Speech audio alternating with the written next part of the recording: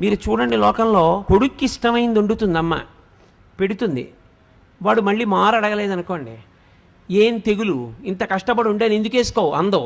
ఏనన్నా బాగులేదా, ఏమన్నా తేడాయా, ఇవాళ బాగా రాలేదా, ఏమన్నా తప్పు చేశానా, ఎంత బాధపడిపోతుందండి. ఏడు రెండో మాట వాడు వేసుకు తినలేదని. నువ్వు తినలేదే, ఏం తినొచ్చావా ఏమన్నా అని ముందు అందో. ఎరా రెండో మాట వేసుకోలేదు, బాగులేదా ఇవాళ అంటుంది. అది అమ్మ అంటే. అందుకే అమ్మ సౌందర్యలహరి. ఆమె ఆఖరి ఊపిరి పర్యంతము ఎప్పుడూ నీకు క్షేమాన్నే కోరుతుంది.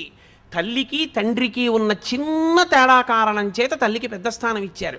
తండ్రి సమానుడు, నేను తక్కువ కాదని కానీ, తండ్రి పనికి మాలిన వాడని కానీ, తల్లితో సమానుడు కాదని కానీ నేను ఎక్కడా మాట్లాడటం లేదని మీరు గుర్తుపెట్టుకోవాల్సి ఉంటుంది. కానీ తల్లి తండ్రి కన్నా గొప్పది అన్న విషయం చెప్పడానికి నేను కించిత్ వెనకాడను, వేదమును నమ్మాను కాబట్టి.